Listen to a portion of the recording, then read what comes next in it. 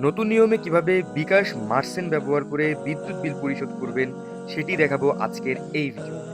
প্রথমে বিকাশ মার্চেন্ট অ্যাপটি ওপেন করে নেবেন। এরপর পিন দিয়ে লগ ইন করে নেবেন। এখানে পে বিল অপশন দেখতে পাবেন, এখান থেকে পে বিলে ক্লিক করবেন এবং এরপরে হচ্ছে আপনারা বিদ্যুৎ বিল, টিভি বিল এবং ইন্টারনেট বিল কিন্তু এই বিকাশ মার্চেন্ট অ্যাপ ব্যবহার করে পেমেন্ট করতে পারেন। আমি বিদ্যুতে ক্লিক করব এবং বিদ্যুতের যে প্রতিষ্ঠানগুলো রয়েছে এখানে সবগুলো কিন্তু আপনারা এখানে দেখতে পাবেন। আমি হচ্ছে পল্লী বিদ্যুতের পোস্ট পেডের বিল হচ্ছে আমি এখানে পেমেন্ট করব।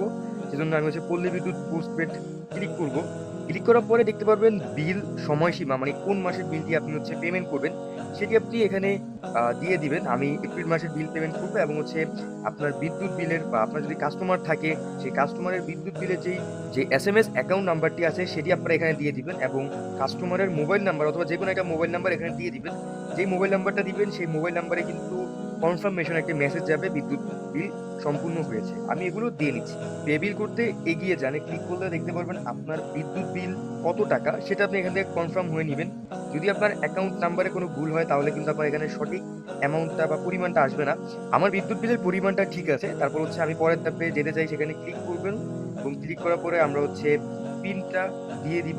দিয়ে দেওয়ার পরে নিশ্চিতে ক্লিক করব এবং এখান থেকে হচ্ছে আমরা ট্যাপ করে ধরে রাখলেই কিন্তু আমাদের বিদ্যুৎ বিলটি সম্পূর্ণ পেমেন্ট হয়ে যাবে। এখানে কিন্তু বিদ্যুৎ বিল পেমেন্ট করতে আমার এক্সট্রা কোনো চার্জ লাগেনি। মার্চেন্ট অ্যাপসের মাধ্যমে মাসে আপনি ৫০টির মতো বিল সম্পূর্ণ ফ্রিতে পেমেন্ট করতে পারবেন। যদি আপনার মার্চেন্ট অ্যাপ ব্যবহার করে বিদ্যুৎ বিল পেমেন্ট করতে কোনো সমস্যা হয়ে থাকে তাহলে আমাদেরকে কমেন্ট করবেন, আমরা চেষ্টা করব রিপ্লাই দেওয়ার জন্য।